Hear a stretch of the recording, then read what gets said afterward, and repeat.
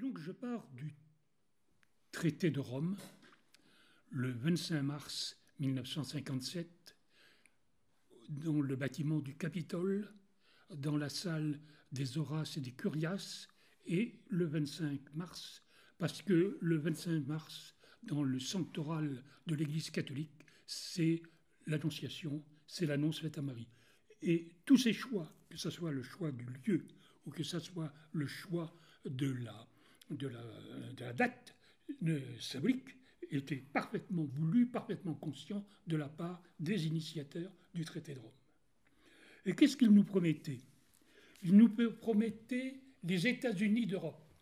Vieux rêve poétique du XIXe siècle. Victor Hugo a eu des trémolos sur les États-Unis d'Europe. Et pourtant, quand vous regardez les États-Unis d'Amérique, puisque la référence était telle qu'elle pouvait exister en 1776, au moment de la proclamation de l'indépendance, vous vous apercevez que les 13 colonies britanniques avaient une harmonie d'abord linguistique. Ils parlaient tous anglais. Alors, il y avait des minorités, notamment allemandes. En Pennsylvanie, le tiers de la population à peu près parlait allemand à ce moment-là. Il y avait aussi dans la colonie de New York, une minorité qui parlait le néerlandais. Franklin disait d'ailleurs que les Allemands étaient inassimilables, que c'était des gens épouvantables, ils étaient inassimilables. Mais ils ont fini par être assimilés. Ils étaient tous protestants. Alors évidemment, l'arc du protestantisme, hein, ça pouvait aller de l'église anglicane jusqu'aux baptistes divers. Les catholiques, 1%. Sur les 56 signataires de la déclaration d'indépendance, un catholique. Charles Carroll de Carrollton, qui était représentant du Maryland.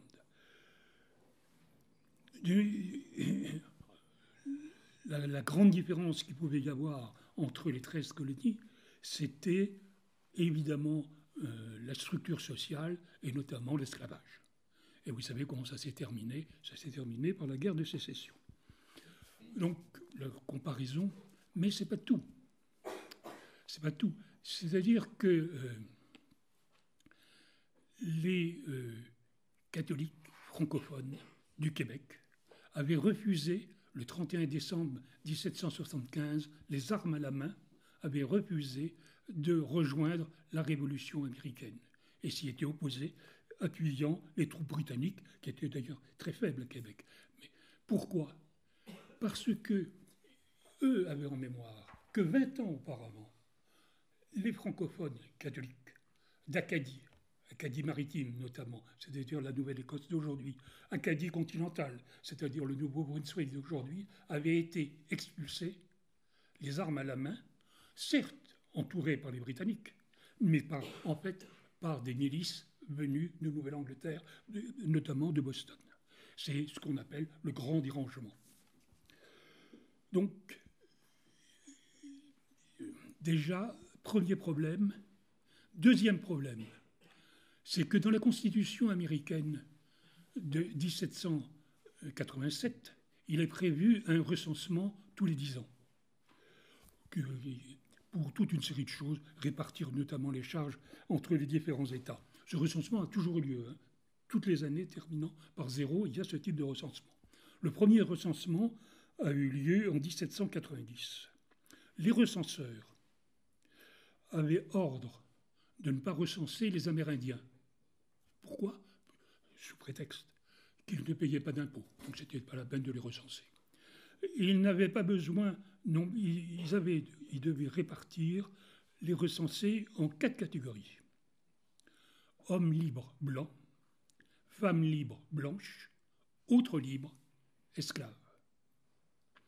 Ce qui voulait dire, laissons le côté de l'esclavage, ce qui voulait dire qu'un esclave libéré, affranchi, ou même un descendant d'esclaves noirs, était mis dans autre libre.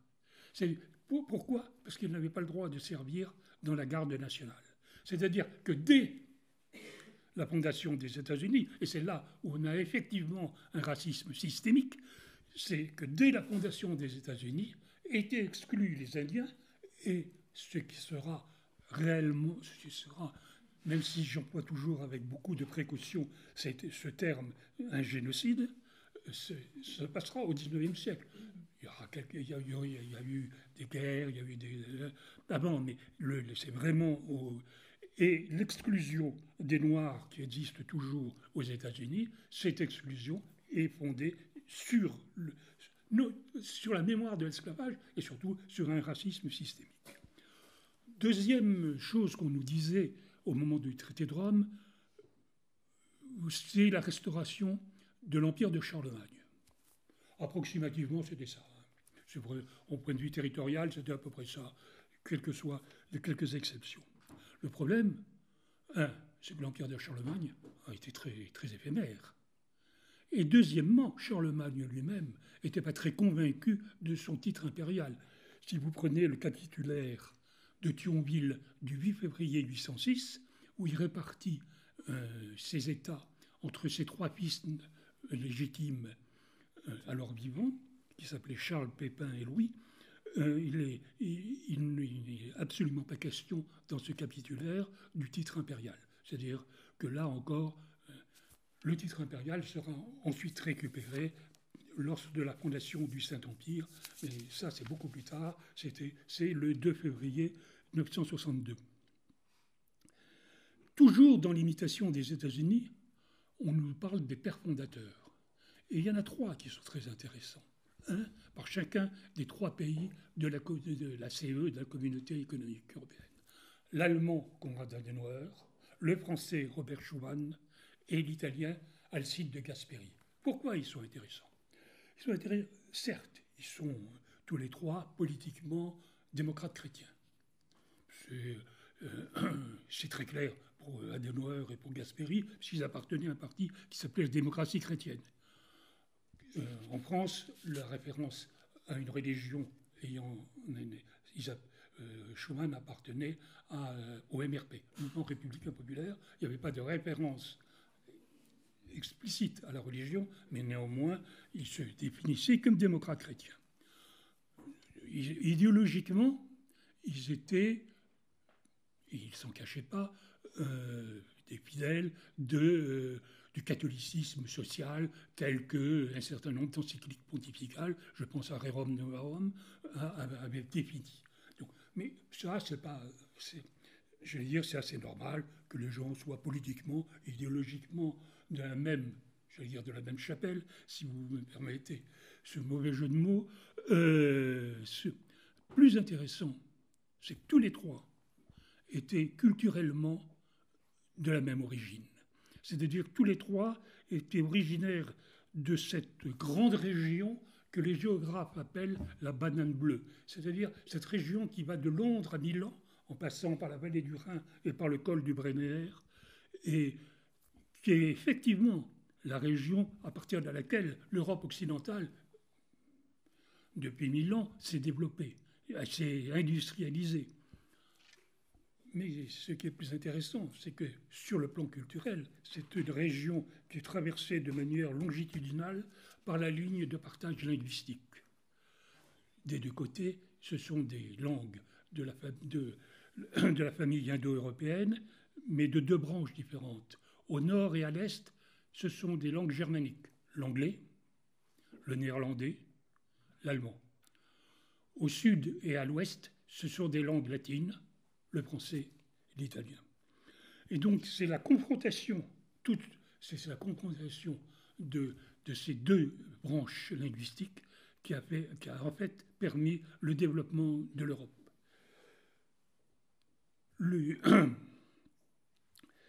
Et en même temps, on voit bien que si les frontières politiques ont été très mouvantes dans la banane bleue depuis 1000 ans, la frontière, la ligne de partage linguistique est à peu près depuis le 5e siècle après Jésus-Christ, à quelques nuances près, et à peu près la même. En revanche, c'est là où il y a eu l'essentiel du conflit franco-allemand. Et si vous reprenez la correspondance, le dialogue épistolaire entre deux grands historiens de l'Antiquité, l'allemand Mommsen et le français Fustel de Coulanges, dialogue épistolaire qui a eu lieu en 1870-1871, c'est-à-dire entre la défaite de Sedan pour la France et le traité de Francfort qui arrache à la France l'Alsace-Lorraine, traité du 10 mai 1871. Si vous reprenez ce dialogue épistolaire, vous vous apercevez qu'il y a deux conceptions de la nation qui s'opposent. Mommsen, l'allemand, dit les Alsaciens et les Lorrains du nord de la Moselle, du nord du département actuel de la Moselle, c'est-à-dire notamment de Forbach, parle des dialectes qui appartiennent à l'Allemagne, à l'allemand, et en conséquence, ce sont des Allemands. Et Fustel de Coulanges répond, mais il faut consulter les populations, c'est à elles de choisir. Ce n'est pas une donnée objective, c'est une donnée subjective. Et nous-mêmes, il y a 10 ans, en 1860, quand nous avons rattaché Nice et la Savoie à la France, il y a eu des consultations et les populations, de façon extrêmement majoritaire, ont dit qu'elles voulaient être françaises. Bismarck a repris de fait cette argumentation. Et par exemple, il n'a pas annexé Belfort. Belfort était une sous-préfecture du département du Haut-Rhin. Pourquoi ? Parce que Belfort a toujours été francophone. Alors il a trouvé un prétexte. La défense héroïque de Belfort par le colonel d'Enfer Rochereau. Mais parce qu'il était très réticent à l'annexion de Metz et de la partie francophone de la Moselle. Parce qu'il se rendait compte que déjà en annexant l'Alsace et une partie de la Lorraine francique, ça créait un conflit irrémédiable avec la France. Mais là, il y avait l'état-major et le Kronprinz, le futur Frédéric III, qui étaient partisans de l'annexion de Metz, parce que Metz était une plateforme ferroviaire extrêmement importante. Et donc, c'est pour ça que Metz a été annexé par l'Allemagne. Donc, on voit bien qu'il y a ces deux conceptions assez différentes. Et donc, pour ça, il n'est pas sans intérêt de remonter aux racines indo-européennes et à une racine indo-européenne, reg. Cette racine indo-européenne, reg, a donné en français le mot règle. Alors, c'est la règle pour tracer un trait, mais c'est aussi la règle de droit. Mais dans un certain nombre de branches de la famille indo-européenne, le mot règle donne des institutions. Par exemple, dans les langues celtes, règle devient ri ou rix, ça veut dire chef, d'où le rix de Vercingétorix. À l'autre extrémité du monde indo-européen, en sanskrit, en hindi, en bengali, le mot reg donne raj, d'où Raja, Maharaja, et le fait que les Britanniques appelaient leur empire des Indes le Raj britannique. Donc, mais par exemple, dans les langues iraniennes, qui sont pourtant très proches des langues indiennes, dans les langues iraniennes, il n'y a pas de dérivé institutionnel de règle. D'où, et vous me permettrez de vous le lire, l'article 5 de la Constitution de la République islamique d'Iran. Alors, je vais vous le lire en français. Les traductions officielles. Pendant l'absence de son éminence imam du temps, que Dieu hâte sa réapparition, dans la République islamique d'Iran, la tutelle du commandement de Dieu et de l'imama de la communauté est à la charge d'un jurisconsulte islamique juste, vertueux, au fait de l'époque, etc. C'est-à-dire que la légitimité politique en Iran appartient à l'imam caché, au 12e imam des duodécimains, qui est occulté depuis 874 et qui doit revenir à la fin des temps. Peu importe ce que chacun en pense, voilà ce que pensent au moins les Iraniens.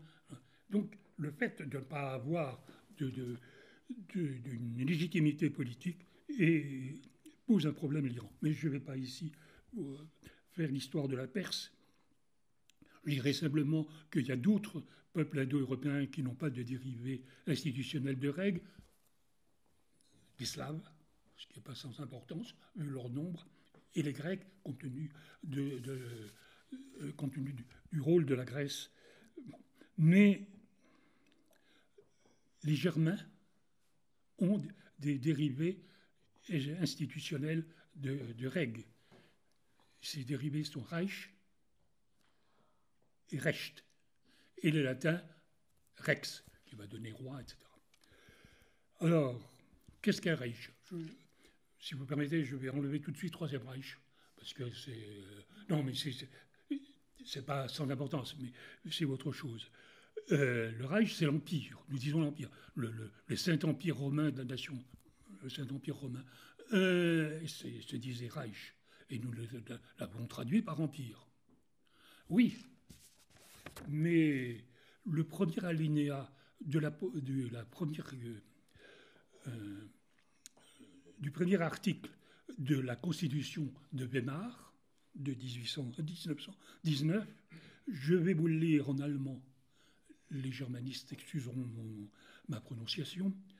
Das Deutsche Reich ist eine Republik. Comment on traduit? On traduit le Reich allemand est une république. Parce que en français, ça ferait bizarre de dire l'Empire allemand est une république. Le Reich dépasse la notion institutionnelle de... Et qu'est-ce que le Reich? Le Reich, c'est une entité métapolitique qui prend son origine, on ne sait pas, très lointaine dans l'histoire. Et d'ailleurs, il n'y a pas de personnification du Reich. Le chef du Reich, c'est le Kaiser, qui est une translittération de César, qui n'a rien à voir avec Reich. Et le Reich est animé par le Recht. Le Recht, c'est le droit. Mais ce droit, c'est un droit qui prend ses origines, non pas dans un code, mais qui prend ses origines chez nos ancêtres les plus lointains. Tout ça, compte tenu de la manière dont s'est décomposée l'Allemagne au début du Moyen-Âge, a fait qu'il y avait plusieurs droits en Allemagne et ça devient totalement incompréhensible, d'où l'appel au droit romain, finalement, au XVe siècle. En revanche, les Anglais, eux, continuent dans ce même système. La common law, c'est effectivement le système germanique du droit. La raison, c'est que la féodalité en Angleterre a été imposée par le haut, et non pas par décomposition, a été imposée par le haut après la conquête par Guillaume le Conquérant de l'Angleterre, c'est-à-dire après Hastings en 1066.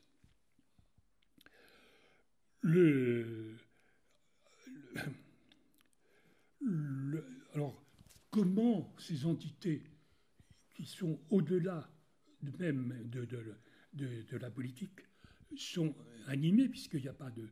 Elles sont animées par le Volk. Le Volk, c'est le peuple. Et ce peuple, c'est ceux qui sont d'origine allemande.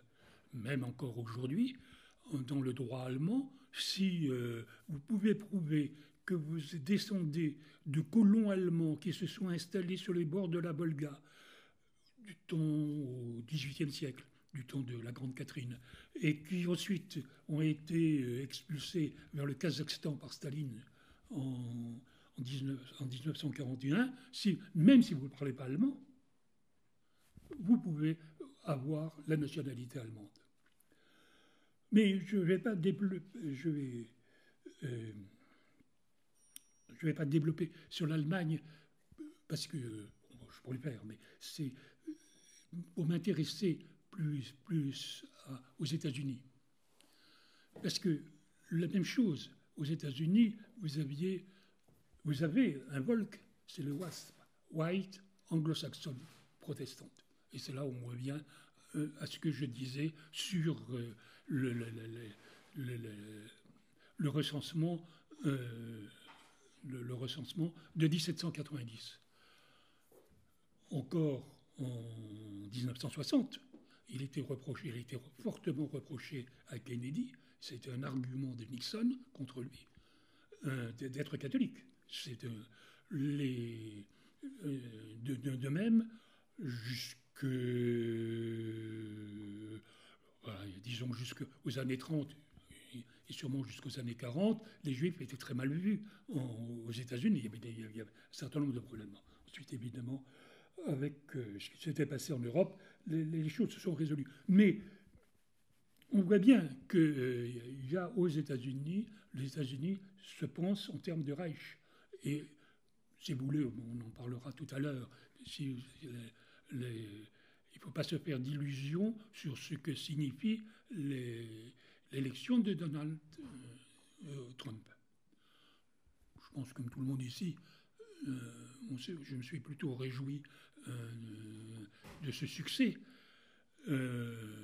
Mais non pas parce que c'était le meilleur, mais parce que c'était le moins pire. Non, je veux dire, tout le problème, ce sera de se dire qu'il va défendre, et à juste raison, les intérêts des États-Unis. Il faut maintenant qu'on sache, nous, se défendre. Et je ne suis pas sûr que il y a un certain nombre de peuples européens qui sont prêts à trouver accord avec les États-Unis. On verra ce qui se passe pour le Groenland, avec le Danemark. Donc, voilà.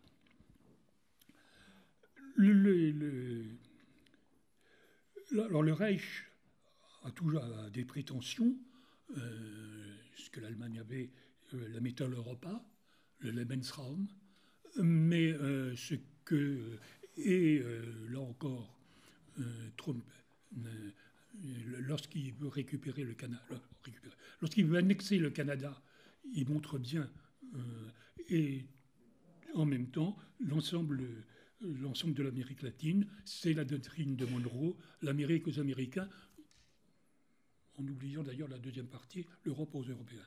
Mais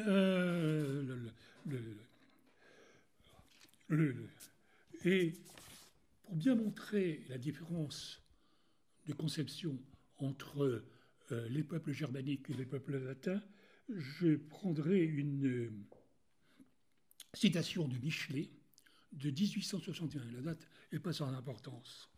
Michelet a écrit « L'Angleterre est un empire ». Je rappelle qu'en 1861, l'Empire des Indes n'avait pas encore été proclamé. Victoria a été impératrice des Indes en 1876. L'Allemagne, un pays, une race. Nous sommes en 1861. La France est une personne. Et la France est une personne, ça veut dire qui est cette personne. Michelet était républicain. Quand il disait une personne, il prenait le risque que la personne, ça soit l'empereur Napoléon III, qui était l'empereur à ce moment-là. Quand il disait une personne, ça pouvait être le roi. Il y avait toujours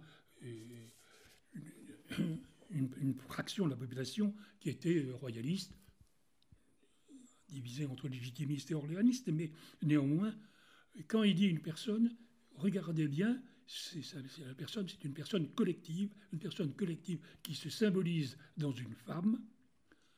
C'est la liberté guidant le peuple, qui est tableau qui est repris par tout le monde, par tous les Français. C'est Marianne, le buste de Marianne dans toutes les mairies. C'est la semeuse, que vous trouvez même dans des partis politiques, comme symbole. Voilà. Donc, mais en fait, c'est le peuple français tout entier qui est une personne collective. Alors ensuite, je dis le peuple français tout entier, il y a eu tout le problème de savoir qui a participé au peuple. Je vous rappelle que le suffrage universel masculin, c'est 1848, que le suffrage universel masculin et féminin, c'est 1944. Donc voilà, mais c'est une personne. Nous sommes en fait Rex, et on peut penser que Res Publica, c'est le Rex, qui est, je veux dire, le mot Rex qui a apparu dans Res et qui devient Publica. Car quand vous prenez les auteurs latins, Cicéron, Sallust, etc., ils ne pensent pas qu'il y a eu proclamation en 509 avant Jésus-Christ. Il y a eu proclamation de la République. Il y a eu simplement changement des apparences de la Res Publica, où on est passé d'une personne à un collectif, de consuls, etc. Bon, toutes les institutions. Mais parce qu'il y a eu une interruption, effectivement, de la Res Publica. Cette interruption de la Res Publica, c'est le dernier des rois de Rome, Tarquin le Superbe, qui a été considéré comme un tyran. Je ne vais pas ici rentrer dans le débat pour savoir s'il s'agit d'un mythe ou s'il s'agit de réellement d'histoire. Je pense qu'en réalité, c'est un mélange des deux. Mais il n'y a pas d'interruption. Il n'y a pas d'interruption de la Res Publica. On peut parler effectivement de république avec un système monarchique. À la fin du XVIe siècle, ce que fera Jean Bodin dans De la République. Et la Res Publica, ce n'est pas l'Élysée contre Buckingham. La Res Publica, c'est la dialectique entre le souverain collectif, aujourd'hui le peuple français tout entier, et chacun d'entre nous en tant que citoyen. C'est cette dialectique qui forme la Res Publica.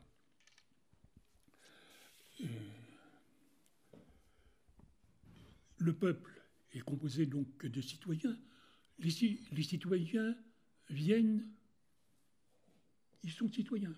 On est français, c'est une tautologie, c'est un raisonnement unaire. On est français parce qu'on est français. On n'est pas français parce que nos ancêtres étaient français. Certes, la citoyenneté s'hérite, mais aussi elle se mérite. Lorsque Romulus crée Rome, il organise l'asylum et il fait venir des gens de toute origine pour peupler sa ville. Il n'y a pas un choix, par le sang. Et il inscrit sa ville dans la glèbe en traçant le pomerium. On est dans un terrain bien... on est dans un terrain où on n'est pas des nomades comme le peuvent l'être les peuples germains.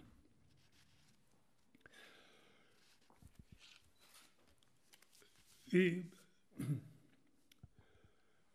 les magistrats romains ne sont pas ce sont des collectifs.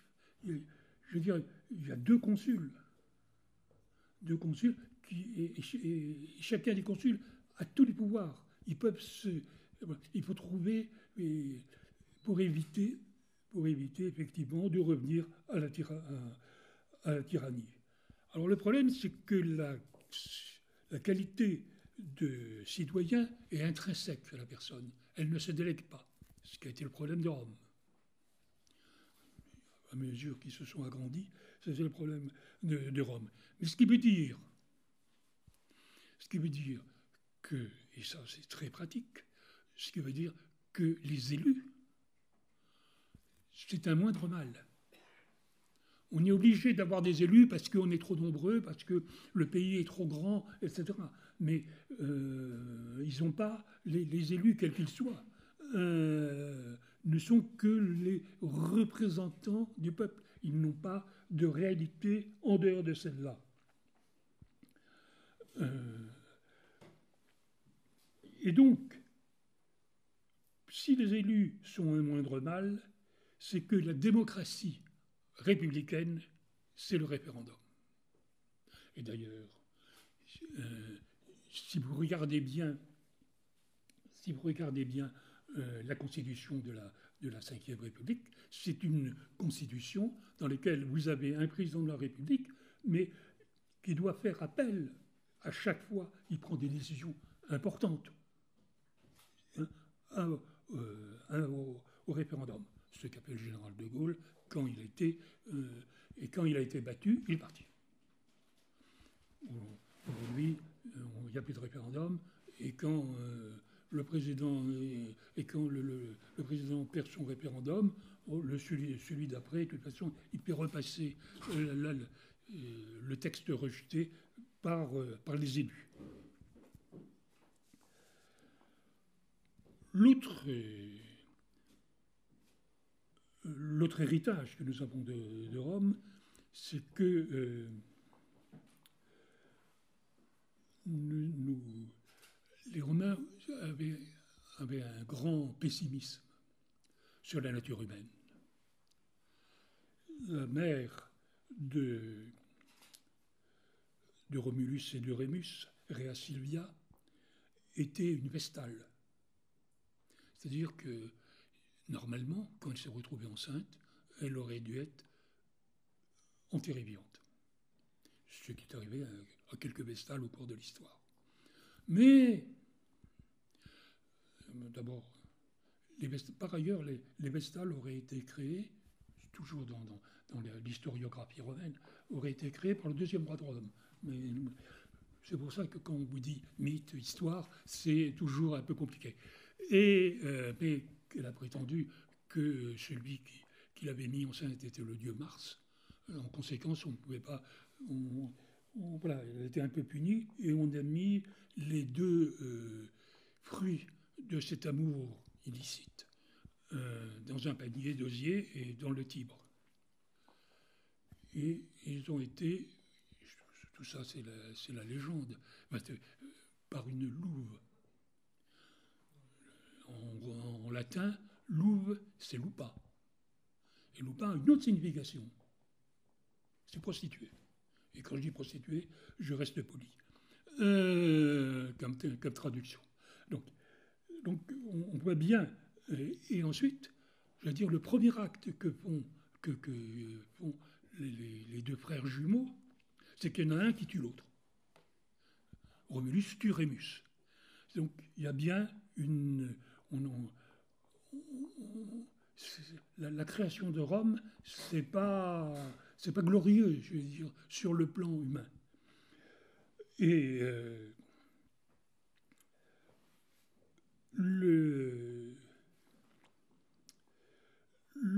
un des écrivains romains dont on a les œuvres complètes les plus anciennes, qui est Plaute, 200 ans avant Jésus-Christ. Plaute écrit Homo homini lupus est. L'homme est un loup pour l'homme. C'est-à-dire, on retrouve ça aussi, je vais dire, baptisé, christianisé chez saint Augustin avec le péché originel. L'homme n'est pas bon. Et si vous me permettez de paraphraser Simone de Beauvoir, je dirais, on ne naît pas citoyen, on le devient. Et comment on devient citoyen? On devient citoyen par l'éducation. Et c'est là ce qu'il y a d'essentiel dans la République, c'est l'école.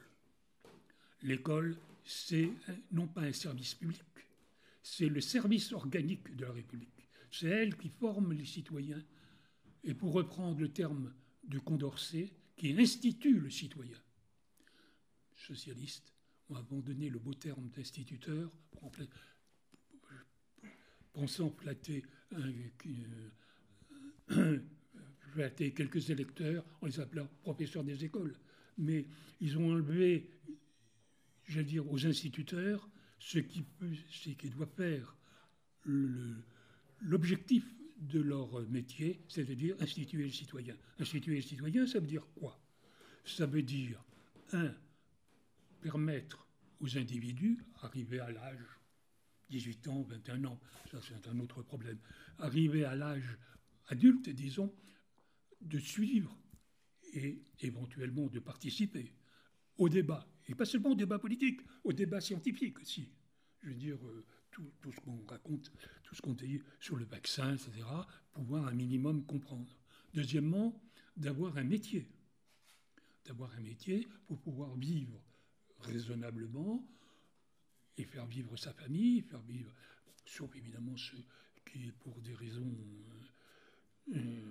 diverses, ne peuvent pas travailler, mais pouvoir travailler. Et troisièmement, j'allais dire, rendre à la République, rendre à la nation ce que la nation nous a donné, Et c'est là, d'ailleurs, où est important l'élitisme républicain. C'est-à-dire que,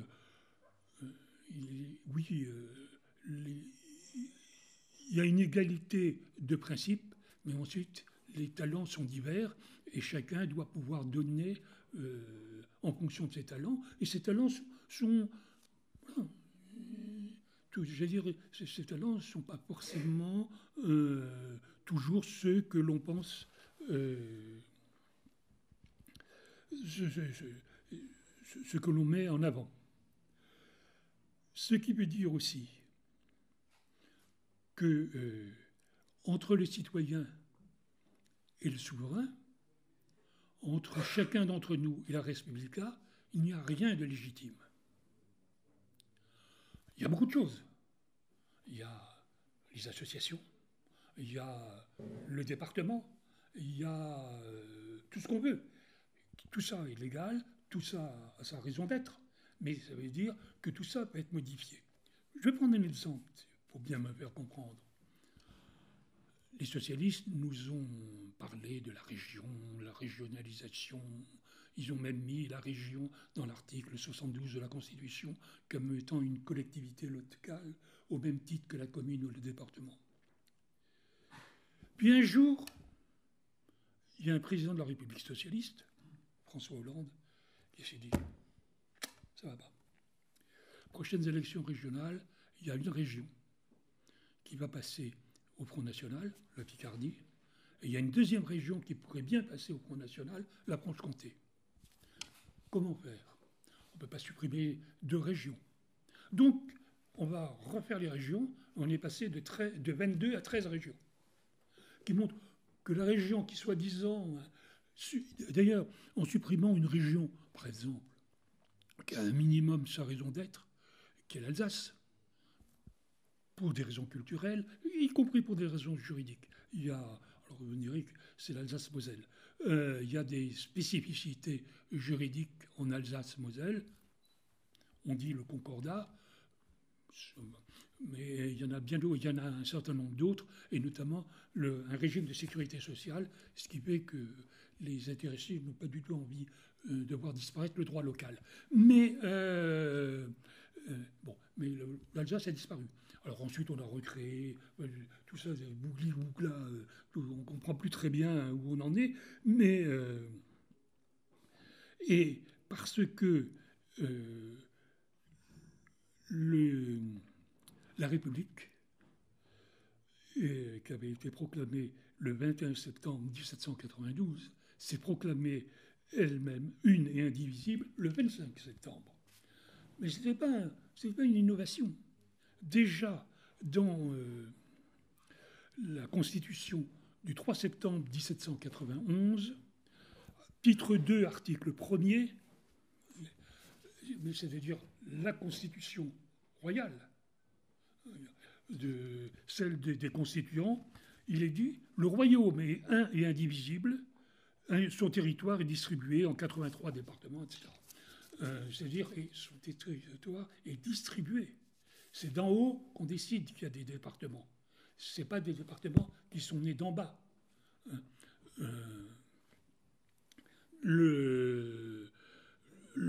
Et d'ailleurs, lorsque les départements ont été créés, il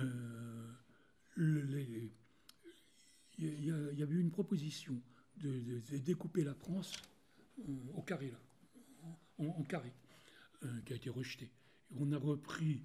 Il y avait en France, en 1789, il y avait 130 diocèses, donc on est passé à 83 départements. Mais en gros, ce sont les diocèses qui ont servi de base pour constituer les départements. Les diocèses eux-mêmes s'étaient constitués à partir des cités gallo-romaines, puis elles-mêmes s'étaient constituées sur les peuples gaulois, c'est-à-dire c'était profondément inscrit dans la géographie du pays. C'est pour ça que les départements continuent à fonctionner et que je crois que mais c'est une différence que nous avons avec les pays germaniques. Les pays germaniques, ce sont des agglomérations d'en bas.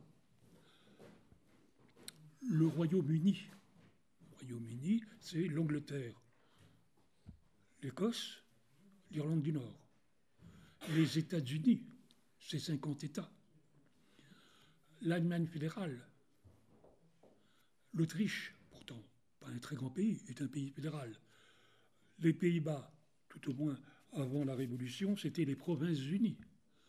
L'Australie, le Commonwealth d'Australie, qui a une histoire un peu particulière, mais seul le Canada, évidemment, a un minimum de base, un fédéralisme plus ou moins linguistique, évidemment, avec le Québec. Seuls les pays germaniques, avec une population pas trop nombreuse, je pense aux pays scandinaves ou à la Nouvelle-Zélande, ne sont pas des pays fédéraux.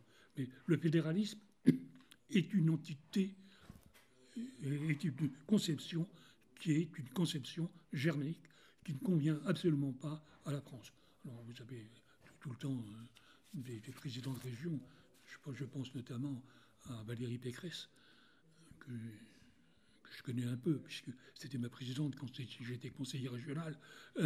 Mais qu'est-ce qu'elle veut? Elle veut un peu plus de pouvoir. Je veux dire, ça va. Mais, donc, ce sont des communautés territoriales. Je vous rappelle que le président des États-Unis n'est pas élu au suffrage universel direct. Et il est élu sur la base des représentants des États. Et les États sont chaque. Alors, revenons, par exemple, chaque État a 2 sénateurs, quelle que soit sa population, quelle que soit son étendue. La Chambre des représentants, c'est la proportion, c'est lié à la population. Mais et le Sénat a un véritable pouvoir. Là encore, cette nuit, il a failli rejeter le secrétaire d'État à la Défense que voulait Donald Trump, parce qu'on l'accusait d'aimer trop les femmes et l'alcool. Et c'est le vice-président qui, à ce moment-là, a un droit de vote. Comme c'était 50-50, il a voté pour, et donc le candidat de Trump à ce poste a été finalement élu. Mais vous voyez, c'est pas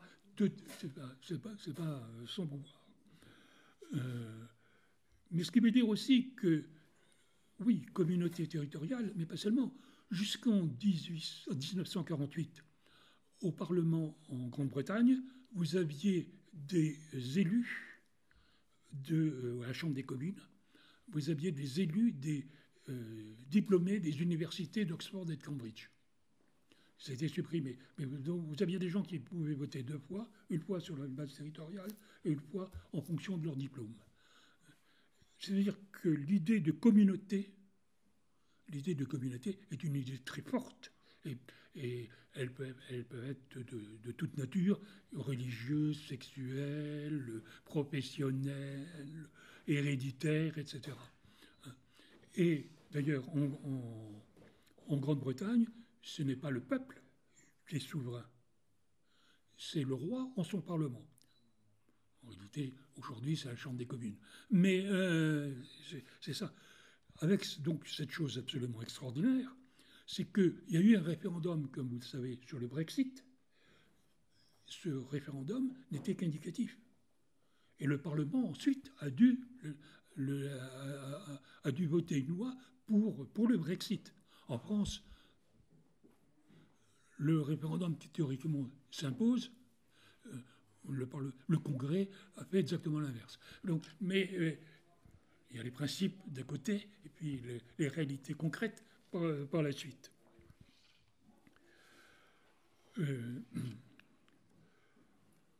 Le souverain est par définition, que ce soit le roi ou que ce soit le peuple, mais le souverain est absolu. C'est-à-dire qu'il n'est limité que par 2 choses. D'une part,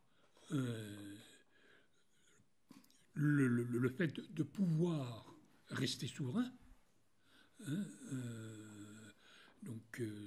et deuxièmement, le fait de laisser aux citoyens la possibilité d'exercer leur citoyenneté. Mais pour le reste, le souverain peut changer la loi, abroger la loi, éventuellement indemniser ceux qui vont s'en trouver. Mais il n'y a rien au-dessus de lui. Il n'y a rien au-dessus de lui. Et c'est pour ça que, par exemple, il faut sortir de la CEDH ou de la Cour de justice de l'Union européenne qui s'impose, qui disent carrément, c'est dit carrément, vous n'hésitez pas, qui dit au juge, n'hésitez pas à contredire la Constitution de la France ou d'un autre pays de l'Union européenne. C'est pas que la France. Au nom de principe. Au nom de principe. Oui, mais on peut tout dire et son contraire. Il faut que ce soit la loi qui revienne. Alors ensuite, on peut discuter, on peut changer la loi. Hein, je veux dire, tout ça, mais on n'a pas à se faire imposer. Et là, je crois qu'il faut bien comprendre la différence aussi avec les États-Unis. Je prendrai deux exemples. Dans la Constitution française, vous avez désormais, ça doit être l'article 63-1 pour la peine de mort et l'article 63-2 pour l'avortement, qui ont été mis dans la Constitution. Ils n'ont rien à y faire. Ils n'ont rien à y faire. On dit, oui, mais aux États-Unis, etc. Non, aux États-Unis, le principe est le suivant, qu'il faut bien comprendre. Tout ce qui n'est pas explicitement donné à la fédération comme pouvoir appartient à chacun des États. Ce qui, au début de la Constitution des États-Unis, ce qui a conduit, notamment Madison, puisque c'est lui qui les a rédigés, mais évidemment il n'était pas seul, à faire adopter les 10 premiers amendements pour encadrer les droits spécifiques de chacun des États, de façon que ce ne soit pas tout et n'importe quoi. Mais évidemment, à partir de ce moment-là, le texte est volontairement, parfois un peu ambigu, parfois de façon à laisser aux États. Donc, suivant les époques, et suivant ensuite, c'est vérifié par la Cour suprême,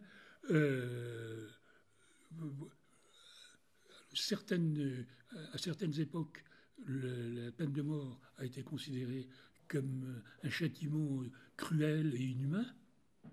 À d'autres époques, et à ce moment-là, la peine de mort était interdite dans tous les États, et à d'autres époques, la Cour suprême a considéré que c'était à chaque État de se déterminer, de savoir s'ils appliquaient ou pas la peine de mort. Pareil pour l'avortement. Bon. Donc, le système américain n'est pas reproductible en France.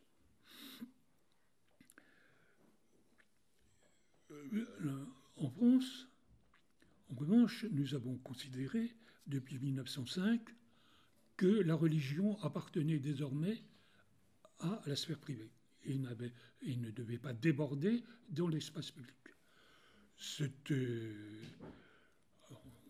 On pourrait reprendre l'histoire de France. Je pense que c'est une longue histoire. Mais il faut bien se rendre compte que à Rome, une fois que vous respectiez les cultes civiques, c'est-à-dire la triade capitoline, Jupiter, Junon, Minerve, auquel on rajoutait la déesse Roma, et puis ensuite on a rajouté l'empereur, ce qui a évidemment posé quelques problèmes avec les religions monothéistes, avec le judaïsme d'abord, mais qui pouvait s'arranger parce que le judaïsme était peu prosélyte, plus compliqué avec le christianisme. Je ne vais pas refaire toute cette histoire, mais pour le reste, les Romains croyaient ce qu'ils voulaient. fallait pas déborder quand même, que ça fasse scandale dans l'espace public. D'où les bacchanales et la répression des bacchanales, qui doit être quelque chose comme 183 avant Jésus-Christ. Et là, la répression était dure.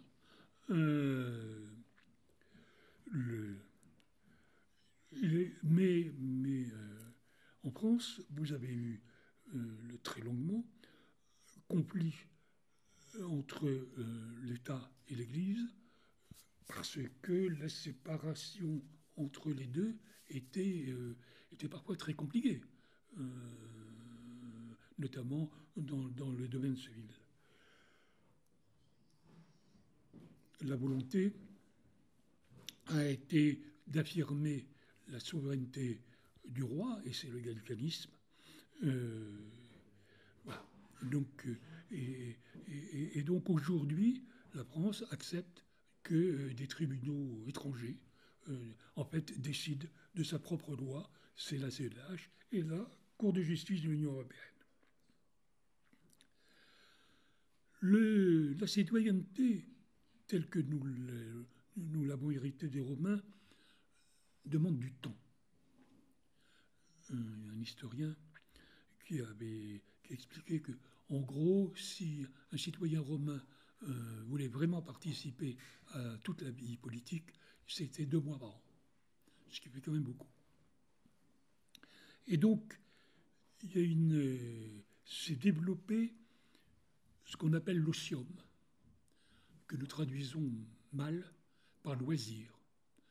L'osium, c'est pas ça. L'osium, c'est s'intéresser à la politique, à la philosophie, et laisser le reste, le négocium, ce qui n'est pas l'osium, laisser le reste à ceux qui n'ont pas cette possibilité.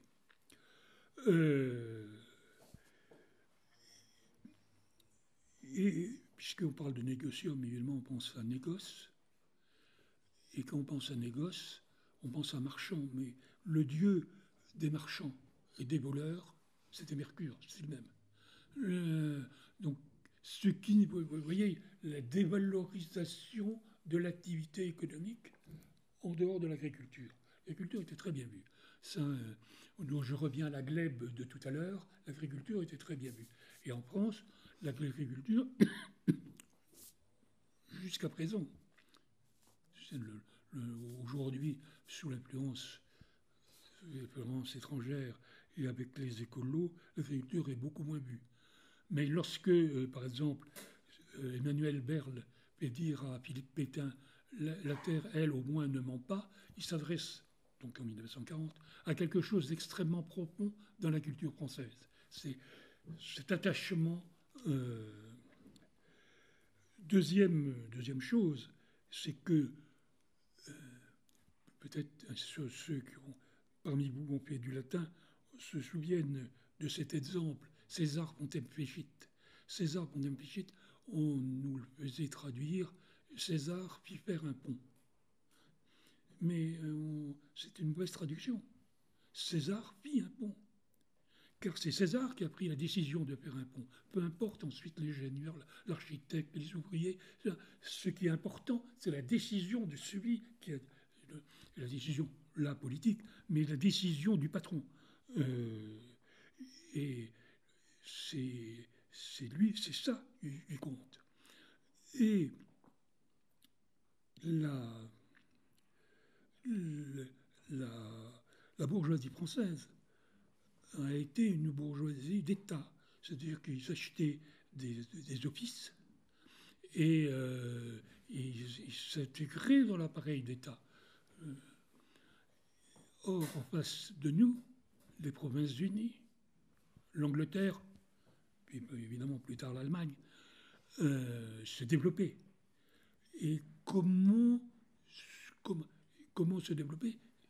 C'est à ce moment-là que est intervenu Colbert et le colbertisme, c'est-à-dire la volonté de l'État de développer l'économie et de développer l'industrie. Non pas par souci étatique, mais parce que c'était parce qu'il pensait, Colbert qui appartenait à une famille de gros commerçants, on disait drapiers, ou gros commerçants de Reims, c'est l'État impulse et entraîne l'économie. C'est-à-dire, on définit ce qui doit appartenir à la collectivité et ce qui doit permettre ensuite d'avoir effectivement un marché, une concurrence. Et alors, ce qui appartient à l'économie, évidemment, ça va dépendre des époques. Mais aujourd'hui, je me réfère à la Constitution, c'est-à-dire au préambule de la Constitution de 1946. Les monopoles naturels doivent revenir à l'État. Les monopoles naturels, c'est l'électricité, c'est le chemin de fer. Pour développer on est arrivé quand même à ce que l'idée de la concurrence dans l'Union européenne arrive à faire augmenter les prix. Alors que théoriquement, l'idée de la concurrence, c'est de faire baisser les prix. Regardez le prix de l'électricité aujourd'hui. Regardez comment fonctionne la SNCF aujourd'hui. Et tout ça fonctionne très bien dans une situation de monopole. Mais les 30 Glorieuses, c'est-à-dire, en gros, à partir de 1945 jusqu'en gros 1975, ça a reposé sur un plan indicatif qui permettait à l'entreprise privée de savoir une orientation générale de l'économie sur les 5 ans qui allaient venir et qui s'appuyait sur des entreprises nationalisées et sur des banques nationalisées. Le taux de croissance en France était de 4,5-5% par an. Le taux de chômage était de 2 à 3% de la population active. Ça aurait été difficile de descendre plus bas pour le taux de chômage, parce que ça aurait signifié des rigidités. Donc, voilà,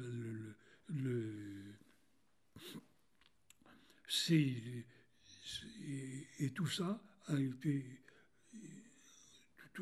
a été démantelé, déconstruit par l'Europe, par l'Union européenne. Cette bourgeoisie d'État a développé sa propre idéologie. Et comme on était quand même au XVIIe siècle, elle ne pouvait avoir qu'un aspect théologique, et c'est le jansénisme. Et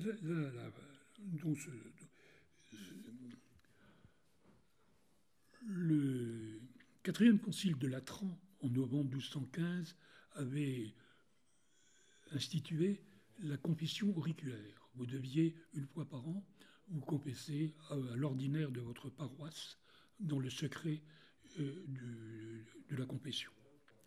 Et à partir de là, s'était développée la casuistique, c'est-à-dire répondre à chaque cas qui était soumis au confesseur. Les dominicains et les franciscains s'étaient attachés, et puis à partir du VIe siècle, face au protestantisme, les jésuites. Le problème, c'est que ça donnait évidemment un pouvoir considérable au clergé, puisqu'il confessait toutes sortes de gens, y compris bien sûr le roi, les ministres, etc.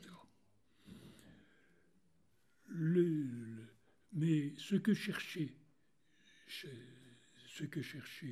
les pénitents, c'était un signe de savoir quel serait leur salut dans la vie éternelle. Alors, ce que je vais dire, ce n'est pas forcément ce que pensent les théologiens les plus mais si vous reprenez Max Weber, les calvinistes pensent que s'ils réussissent dans leur vie, dans leurs affaires, mais aussi dans leur vie familiale, c'est un signe de leur salut pour la vie éternelle. Les luthériens pensent que s'ils n'ont aucun doute, s'ils croient sans doute, c'est un signe de pour leur vie éternelle. En revanche, les jansénistes pensent qu'il n'y a pas de signe, que Dieu ne donne aucun signe, et que même s'ils accomplissent leur devoir d'État, que ce soit dans l'espace public ou dans la sphère privée, ça peut être une ruse du diable. Donc, ils sont seuls capables de savoir si effectivement ils accomplissent quand même leur devoir d'État. Ce qui donne à cette très forte autonomie à l'appareil d'État par rapport au pouvoir politique. Ce qui veut dire que, je dis bien autonomie, et je ne dis pas indépendance. Ce qui fait que cet appareil d'État n'est pas une bureaucratie au service d'un autocrate, mais bien une technicité au service du pouvoir politique. Et qu'il doit y avoir un dialogue entre le pouvoir politique et les corps techniques de l'État. Et ces corps techniques, ils sont recrutés comment? Ils sont recrutés par le concours. Ce sont les concours. Et le premier concours, le premier recrutement par le concours, c'est le corps des ponts. C'est en gros 1750. Ensuite, il y a le corps des mines.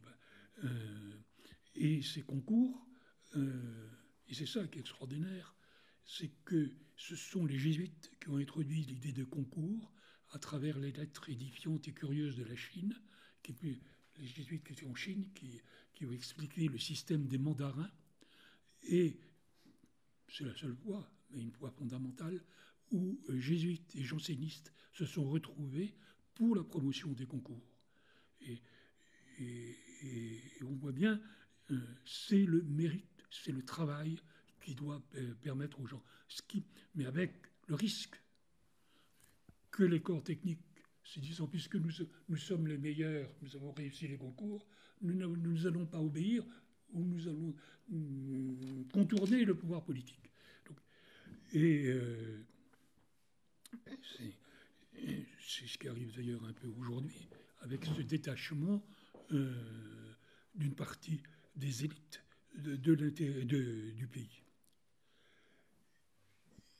Et un Britannique qui s'appelait Sir Christopher Soames, qui a été ambassadeur de Grande-Bretagne en France, qui a été vice-président de la Commission européenne et qui par ailleurs était le gendre de Churchill, disait qu'il faut toujours nommer un Français à la tête d'une organisation internationale, parce que ce sont les seuls qui ne défendront pas d'abord les intérêts de leur pays, parce qu'ils se prendront pour les porteurs de l'intérêt général de telle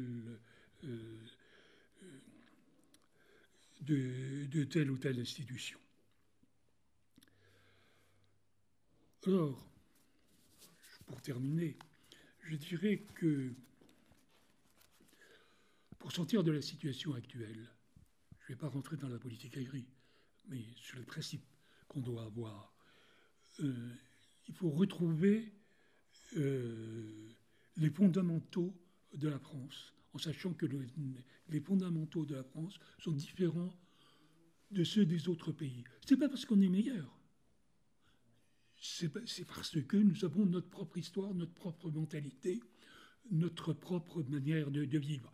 Et que il ne faut pas regarder dans la gamelle du voisin, il faut regarder dans la gamelle de nos ancêtres, ou tout au moins de nos prédécesseurs, pour éviter tout lien biologique de nos prédécesseurs. Voilà, et on peut avoir, même avec les pays proches, je pense à l'Italie, un certain nombre de différences, parce que l'histoire de l'Italie, ce n'est pas l'histoire de la France. Les deux sont respectables. Il ne s'agit pas de dire de créer une hiérarchie. Simplement, chacun doit retrouver ce qui est les fondements même de la nation. Nous savons que nous sommes une nation politique. Nous ne sommes pas une nation ethnique, nous sommes une nation politique. Et donc, c'est la politique qui doit diriger le pays et pas la technique. Nous savons que nous sommes une culture contingente. Je vous ai rappelé la fondation de Rome. Je pourrais vous parler de la fondation de la France. La fondation de la France, c'est l'avènement du Capet, le printemps 987. C'est la réunion de trois forces qui ne voulaient pas que la France existe. D'abord l'aristocratie carolingienne, menée par l'archevêque de Reims, Adalbéron, qui voulait éliminer justement le dernier carolingien, Charles de Basse-Lorraine. Il a trouvé toute une série de prétextes, rassurez-vous, plus ou moins vrais, plus ou moins faux, hein, parce que 25 ans auparavant, avait été instauré le Saint-Empire, et donc le 2 février 1962, et donc voulait que cette partie de l'Europe occidentale, qui est devenue la France, s'intègre, soit intégrée au Saint-Empire. Deuxième force, je ne dirais pas les féodaux, parce qu'il est un peu trop tôt pour parler de féodalité, mais les proto-féodaux, c'est le fameux dialogue entre le comte de la Marche et Hugues Capet. Hugues Capet dit au comte de la Marche « Qui t'a fait comte ?» Et le comte de la Marche lui répond « Qui t'a fait roi ?» Donc, en prenant un proto-féodal parmi d'autres. Et troisièmement, ce sont les moines, notamment de Cluny, auxquels étaient liés d'ailleurs les Capétiens, parce qu'ils cherchaient une épée pour remettre en place l'Église, et notamment la papauté, le Xe siècle. Donc, c'est l'époque où, à Rome, c'était un peu compliqué. 5 siècles plus tard, Luther parlera de la pornocratie romaine. C'est là où on parle de la papesse Jeanne et autres histoires plus ou moins vraies. Donc, ce qu'il faut aussi, c'est qu'il y ait bien une dialectique entre le souverain et le citoyen, c'est que les citoyens ne se trouvent pas dépossédés de leur citoyenneté. Et pour cela, la réforme constitutionnelle du 4 février 2008, c'est-à-dire cette réforme constitutionnelle qui a balayé le référendum du 29 mai 2005, est une trahison. Et je crois qu'on n'a pas fini encore de le payer dans la mentalité des Français, même s'ils ne l'expriment pas toujours très bien. Mais ça y est. Et enfin, il faut qu'il y ait là aussi une dialectique entre le populisme, c'est-à-dire le populisme, c'est-à-dire les citoyens au présent, tels qu'ils sont aujourd'hui, et la civitas, c'est-à-dire l'histoire de notre pays depuis que notre pays existe, et même au-delà, puisqu'il faut remonter à Rome, c'est-à-dire jusqu'au 21 avril 753 avant Jésus-Christ, qui est la date mythique de la fondation de Rome, mais enfin, bon, peu importe. Voilà. Donc il faut avoir tout ça. Et je dirais qu'il faut qu'à l'école primaire soit enseigné le roman national, et je dis bien roman. On ne va pas donner à des enfants de CM2 les derniers développements de la recherche historique. Quelques images d'Épinal, tout ça. Bien sûr, les lumières, mais ne pas oublier les ombres. Voilà, oui. Ne pas oublier. Non, mais oui, parce que l'histoire est tragique et qu'il ne faut pas, c'est pas la peine de raconter aux enfants que l'histoire c'est bonbon, c'est bisounours. L'histoire c'est tragique.